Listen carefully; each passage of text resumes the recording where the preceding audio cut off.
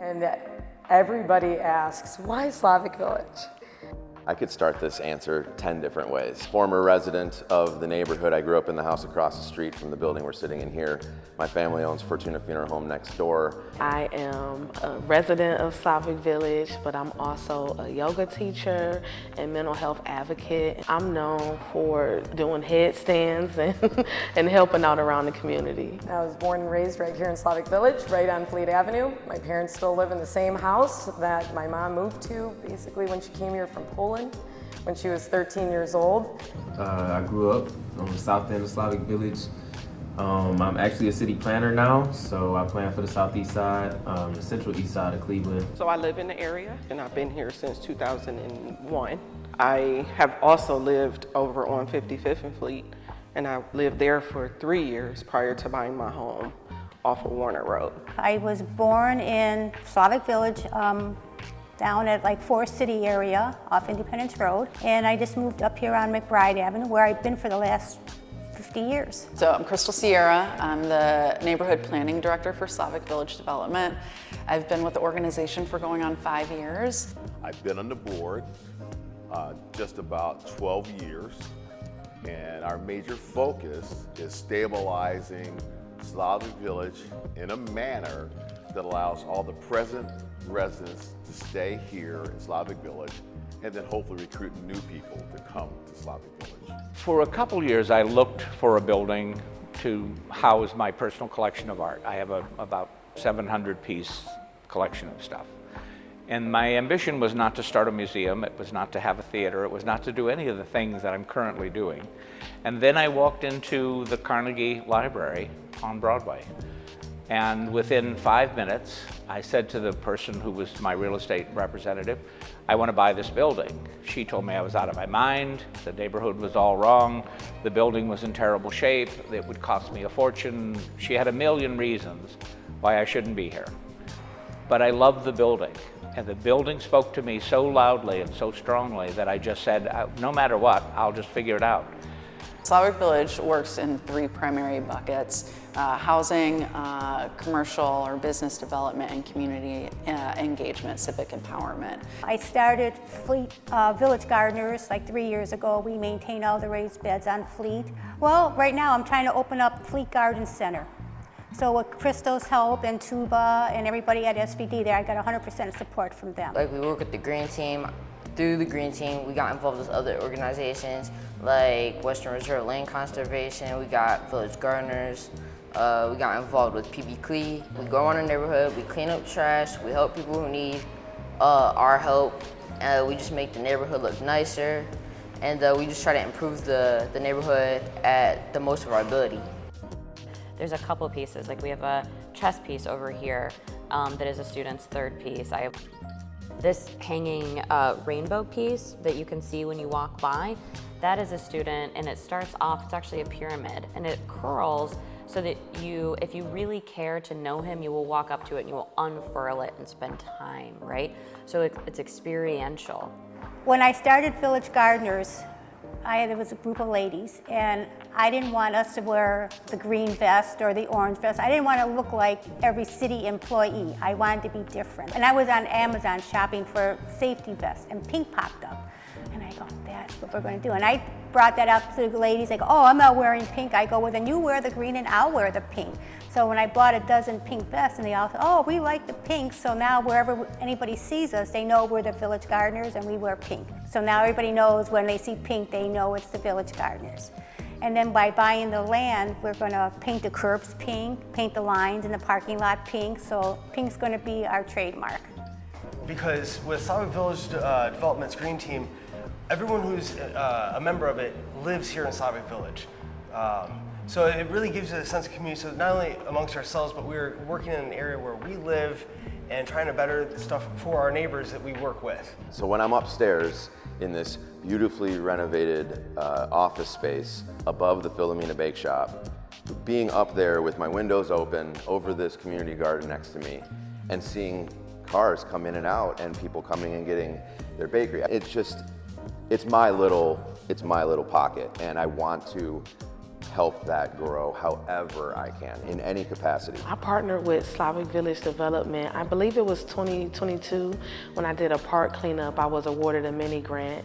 And so it was a park cleanup, but also we did Pilates and we had painting, and it was really fun. And so with me just being involved in the community, I've always been engaged with Slavic Village Development in one way or another, if it's just going to the different community meetings and the neighbor nights. And so it's great to be able to partner with them as a community consultant on a project they're working on now. Brought you to get involved in that? Pam. Hi, my name is Pam Shelley. I work at Slavic Village Development. I go around the neighborhood and I try to help as many people as I can learn and use the programs that the city or Slavic Village provides for us. So before, excuse me, my porch, it was a complete mess. You couldn't go and enjoy your home at all in the front. Like, we kind of blocked off from being able to use the porch as a whole. So now that it's done, I can actually go out there, stand out there, enjoy it, look around. You know, I kind of love my home again. It makes such a difference. You almost wish that one side of that coin can see what a difference those programs make. I can sit on my porch. My grandson runs up and down the porch now because he can. I do it for those reasons. You know, I love to see, and I'll strive to do more of that. I'll push the programs at the city. I'll question those people that say, you know, this program's only for this, why? So I like to push the buttons a little bit when I'm in meetings also as well, because I think the residents deserve it. So now I spread the word, because some people have asked me, how did you get your porch done? Even my neighbors. So I passed the office number to certain people. Word of mouth, that's the biggest thing you can do at this point. So one of the biggest things that I think a lot of us folks that have been here for at least most of our lives, if not all of our lives, is that we don't want to be the next community that just gets gentrified and then moves out all of the poor people, and then we now have insane housing prices and nobody can afford to live here anymore. That's not who we are. So that's the reason why we aren't already gentrified. It's because we realize that there's a bigger picture here. There's a process of healing a community and allowing everybody to have their own skin in the game and their own stake in the game too. So we're all stakeholders, whether or not you own property or not. You are somebody that is here to make your difference. And I do believe that that master plan looks at how to create those spaces, that community and that engagement, versus just trying to find where that money is and bring it in, and then hopefully everybody else does okay wherever they go. But we're here to stay. We're not getting booted out, and we're going to do our best to be the change that we wish to see in the world. Like, there's so much going on in this neighborhood and so many people trying their hardest to improve at a different level. There's critical thought and a master plan. Like, there's boots on the ground, there's this level, there's city and county and regional buy-in, particularly because the neighborhood was hit so hard, is still that you have that. So now I think these pieces are all still here. I was thrilled when I was asked to be on the committee to help work on this master plan.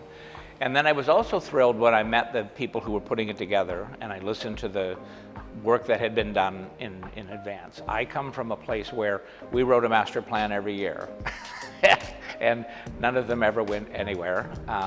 And I was a little afraid that this would be the same thing.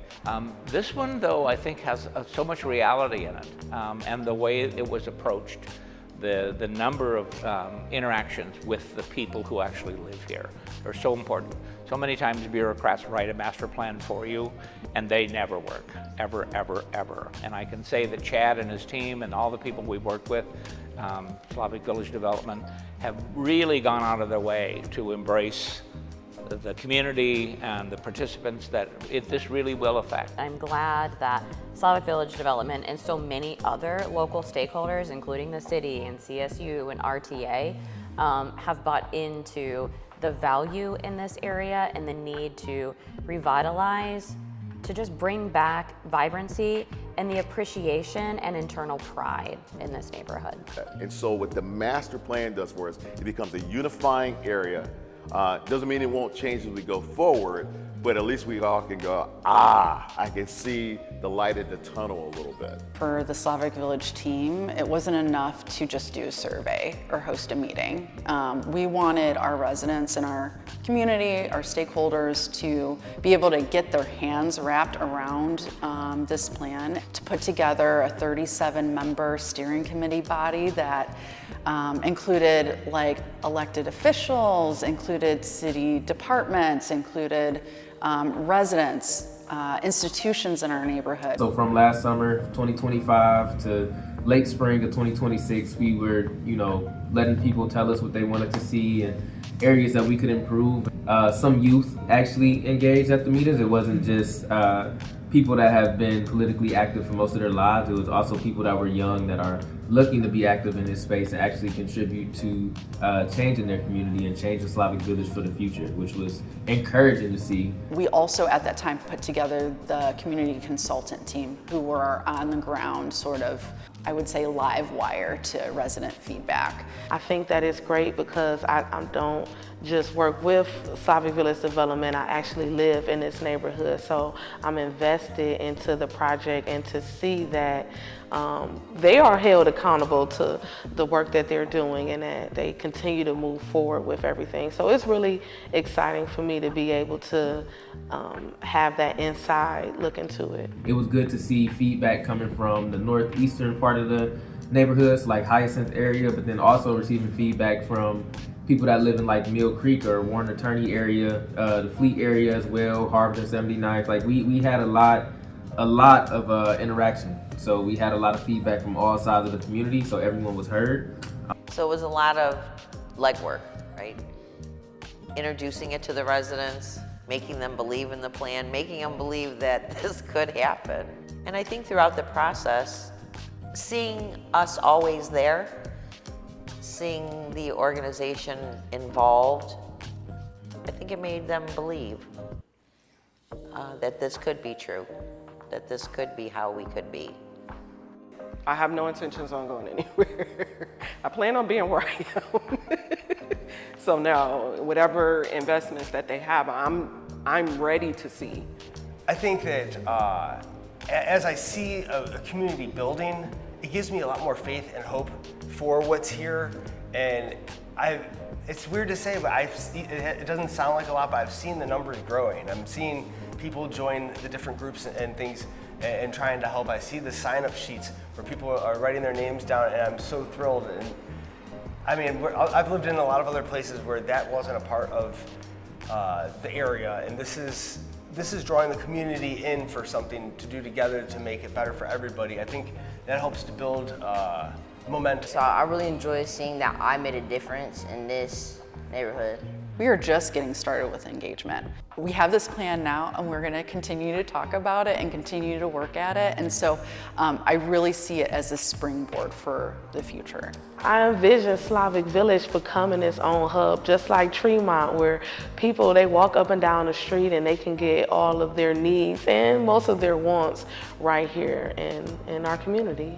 And if I could give any of the naysayers advice, it would be to turn your TV off, get off social media a little bit, and start focusing on what's really going on, because there's a lot of good. I see Odetta Fields helping a resident over at the Atlas and dropping him off and picking him up. My students have wanted to actually give back to the neighborhood. We have cleaned up our own area. Students came out and helped me clean the dirt off of the storefront. When the building was under construction, I had a cone propping up the door for 2 years, and people would just pop their head in and say hi, ask what I'm doing, ask for a tour, and welcome me. And I think if we exit the echo chambers of the narratives that don't really align with who we are and start aligning with our own authentic truth, we start to see that the picture is, and the answer is really just in each of us banding together and realizing that we're a community. There's a tagline my new executive director is bringing forward. He goes, Doc, you can really succeed in Slavic Village. You can succeed as a businessman or businesswoman because we have space, You can succeed as a resident because we have new housing. You can succeed as a resident if you're still here, and we have people like Pam Shelley who will come to your house and go, what do you need? Oh, you need a new banister. We can succeed because we can put that banister on that house. We can succeed when we take care of some of our veterans and renovate their bathrooms. You can succeed in Slavic Village, and we want people to hear that and resonate with them, and so that all the great things we've seen that happen throughout our community, this is the next place to succeed. We can't do this alone. We don't intend to do it alone. Have a great night. Let's celebrate.